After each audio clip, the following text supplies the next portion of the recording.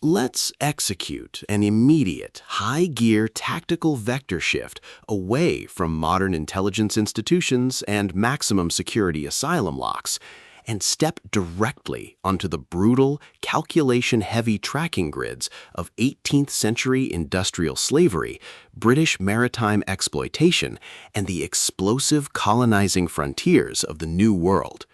We are crossing the threshold into the dark, suffocating coal pits of Scotland and the dangerous, muddy streets of revolutionary London with A Place Called Freedom, an exceptional, rapid-pulsing historical epic engineered by the legendary architect of narrative scale, Ken Follett. This landmark deployment delivers a thrilling, deeply strategic exploration of class warfare, human resilience, and high-stakes liberty hunting. Let's lay out the strategic narrative grid.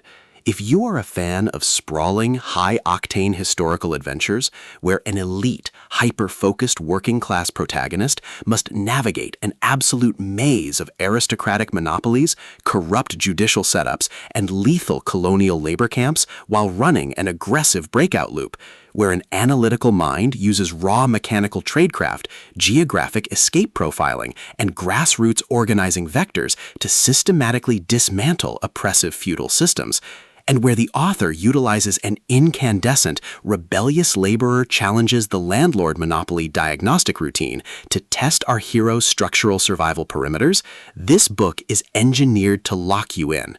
Follett completely dominates the period rebellion noir dynamic, capturing the heart-racing momentum, intense physical friction, and deep socio-economic analysis popularized by genre titans like Wilbur Smith, Diana Gabaldon, Winston Graham, and Patrick O'Brien, while treating historical labor law, industrial mining tradecraft, and early American pioneering mechanics with absolute technical mastery.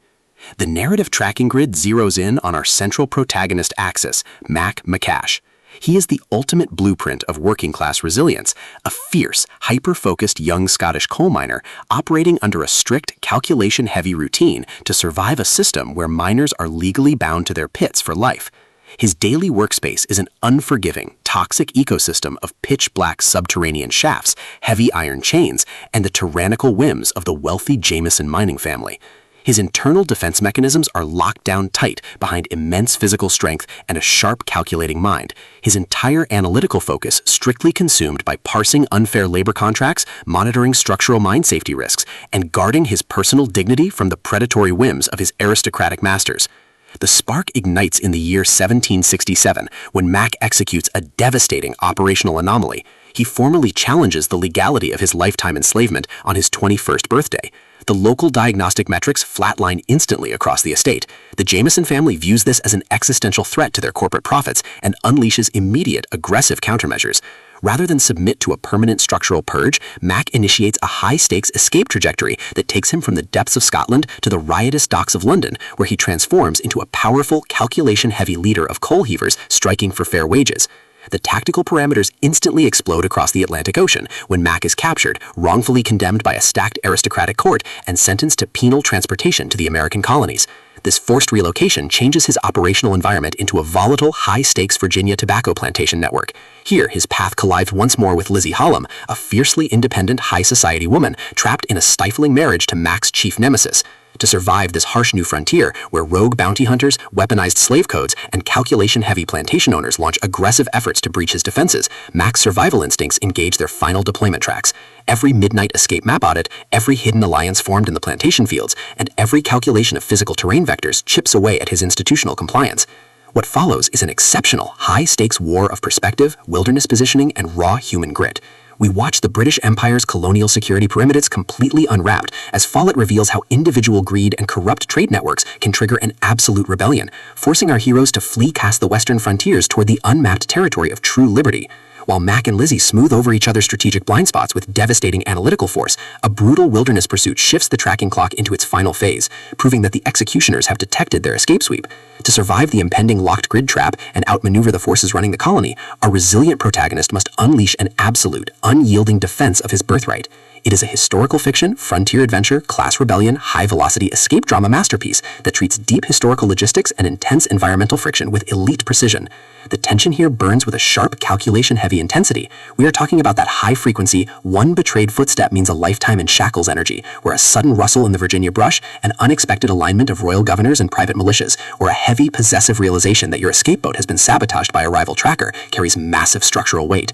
Follett writes with an exceptionally fresh, vivid, and beautifully blunt voice, perfectly capturing the damp, suffocating heat of the deep pits, the chaotic, beer-soaked energy of London labor riots, and the distinct, subtle scent of black powder, tobacco leaves, river mud, and pure, unadulterated suspense. What truly elevates this milestone standalone novel into elite territory is the author's unmatched ability to balance realistic period economics and genuine colonial survival tradecraft alongside a breathtaking narrative pace and deep emotional hooks.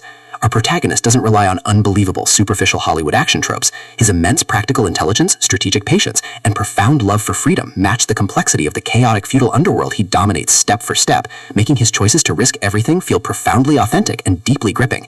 The pacing moves with calculated momentum, tracking intense court confrontations and breathtaking wilderness breakthroughs before ratcheting up to an absolute jaw-dropping final confrontation that delivers total, hard-earned closure to his horizon. A Place Called Freedom is the definitive pro-level upgrade your high-stakes historical suspense and classic adventure fiction library demands right now. It is elegant, immensely fast-paced, and utterly unputdownable. It proves that when your entire existence is targeted by a cold, calculating aristocratic monster, the most revolutionary play you can execute is to break your chains, map the terrain, and fight like hell to reach the frontier. So secure your personal reading sanctuary, review your emotional defensive perimeters, open your Kindle, and prepare to cross the river.